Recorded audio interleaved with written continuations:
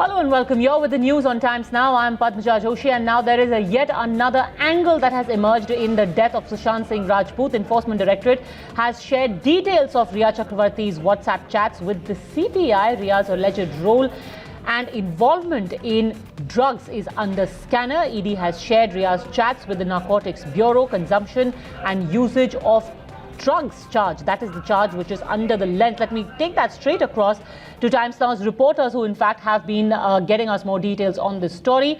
Priyank, Siddhant are both live with us along with Tamal as well, all reporting from Mumbai. Priyank, to you first. Tell us exactly what the charge is and based on what? See, Padmaja, there was a speculation which was coming from the family member's side that someone could have overpowered Sushant Singh Rajput and that could have led to his death. There were two possibilities which were thought by the doctors of Hooper Hospital.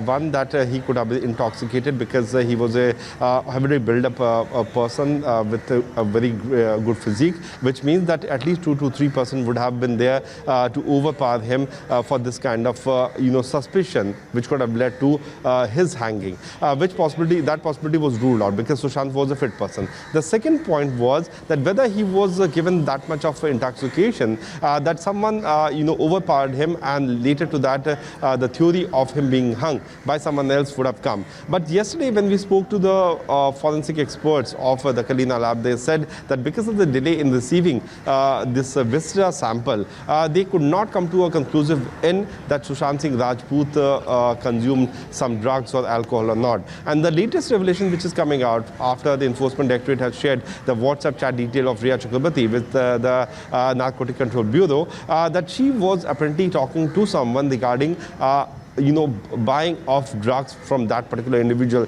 So that clearly sums up that there was something suspicious which was going on, and to probe that particular individual with whom she was chatting, now the NCB has been roped into. And also interesting is the people who are who have been named, the connections are being investigated. All of those names now also are with the Enforcement Directorate, especially on this drug angle. Could you elaborate on that, Siddhant?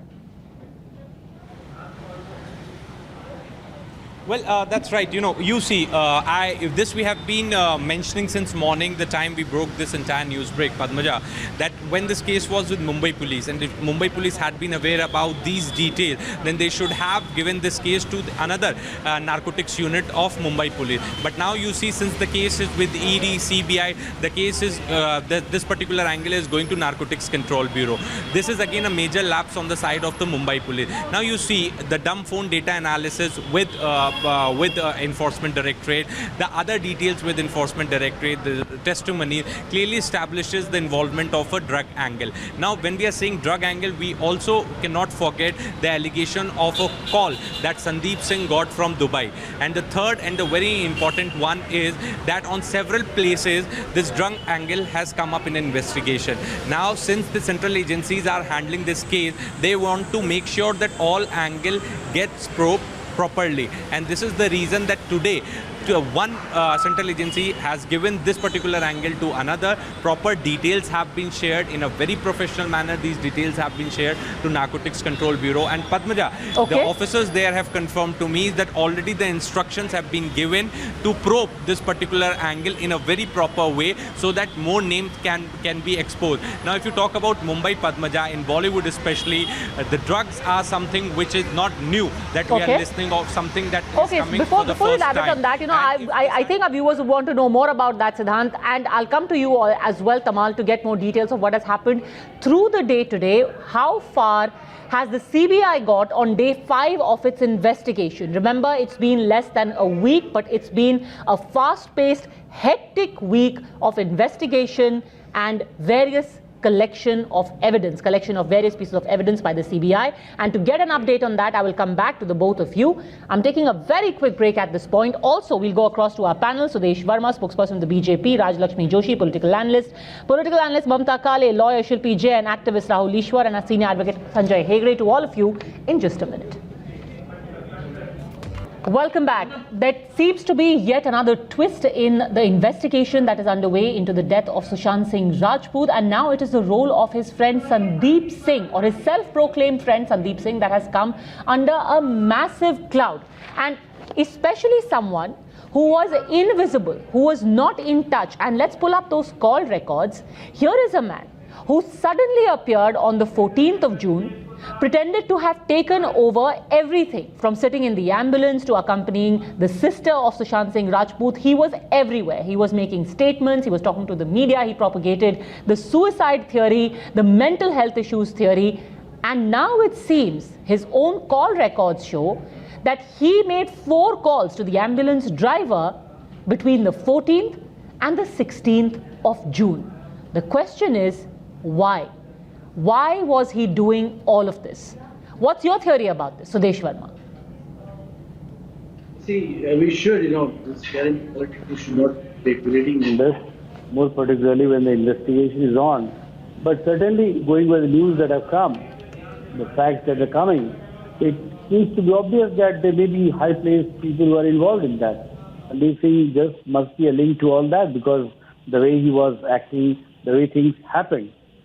That obvious facts were ignored by Mumbai police probing the case and trying to prove that it was a abatement to suicide. The entire film industry was trying to say that it is abatement to suicide, and no one was buying that it may not be suicide. It could be murder also. So the question that arises, Rahul Ishwar, why? Why did this person suddenly arrive on the scene, call up the ambulance driver, not once but 4 times?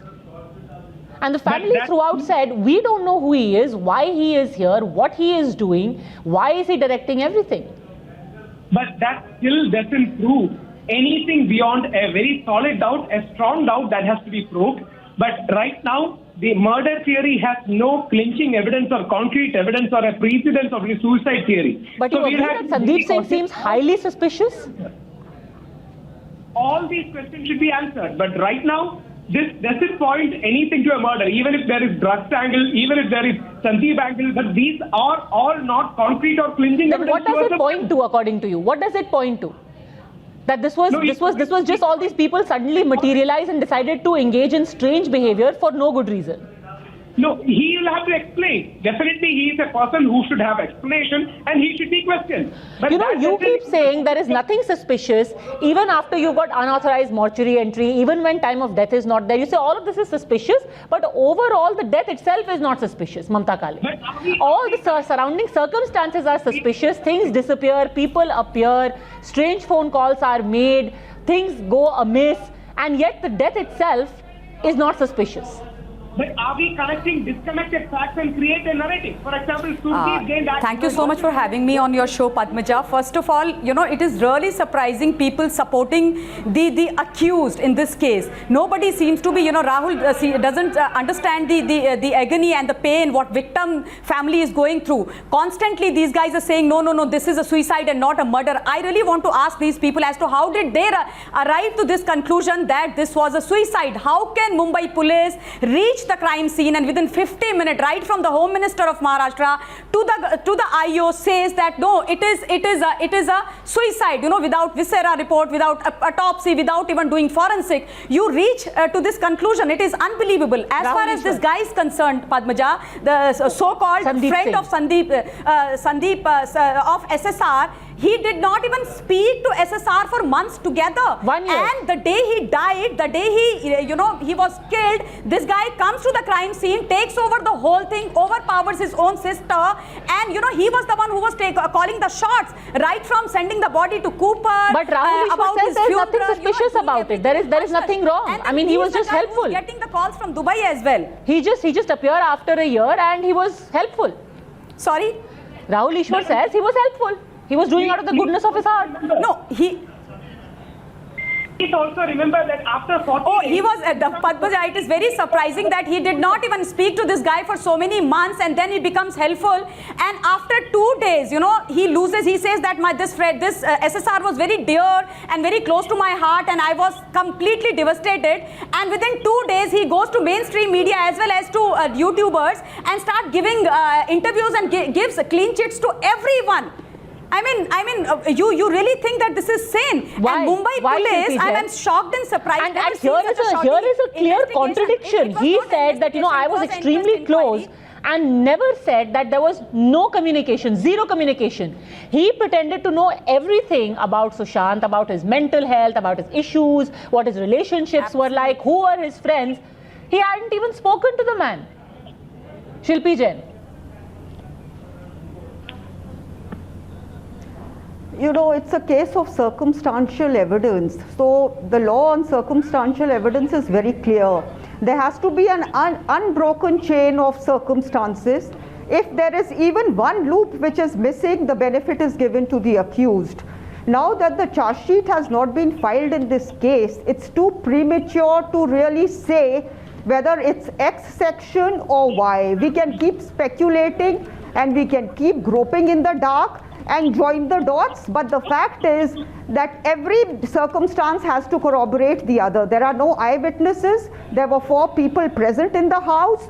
They have not given any indication of murder or any forced entry into the house. But even that, as of now, seems pure speculation. It's speculation, circumstantial. I don't understand why there is an attempt not to see what appears, obvious to a common person. The way painting of the house was done, the way bed was changed, which have all come in the media. Who ordered these things? Sushant was not there. Was Sushant's family that ordered that? Who did this? Obviously, there was an attempt to hide everything. There is the entire complexion of the site, and people can't say that, there is nothing, because obviously, there was an attempt made to deflect whole attention. Maybe it was an abetment to suicide, but nobody was saying that it could be a murder also. But that possibility has opened now. And not only that, there is a possibility of drug cartel operating in the cover of this WhatsApp group, who were members of that group, what they were doing. So a lot of things will come, and we are waiting that the CI does a meticulous job and they are able to reach up to the culprit. Rahul Ishwar. Even after 30 days, the family went ahead and filed abetment to suicide. That means the family believed that it was a suicide. Obvious. Why was the house painted? Why was the bed changed? Tell me that. Who ordered that, Rahul? Let us wait before CBI come to an informed conclusion. The only humble submission is the Honorable Supreme Court on First record of all, on Rahul, it was not 30 days, it was after 40 days they filed an FIR. After 40 days, please correct your facts, it was after 40 days the father filed an FIR. He waited for Mumbai police to do justice. The family had already informed Mumbai police in February, and they had said that his life is going downhill, his life is in danger. Rhea is taking over his professional, personal, and his finances, everything. He is in bad company, and please look after him, look into this case. Mumbai police, DCP Daya did nothing about it. And when that suspicion got converted into reality and he was killed on 14th of June, after that also Mumbai police did not file an FIR. Have you seen such a long inquest inquiry ever in India happening in such a mysterious The death? fact is there were also red flags raised again and again about Sandeep Singh, not just verbally but in writing by multiple people. We've got evidence of those red flags being raised about Sandeep Singh, and yet over those 40 days he was not even investigated once. How do you expect then there to be any confidence in this investigating agency? We're just highlighting the facts that are emerging. In fact, we are going to get you much more on Sandeep Singh and his shady dealings, more evidence against him in the next 3 hours as well. For now, thanks very much, both gentlemen, Mamta Ketankale and Shilpi Jain, for having joined me. Quick break.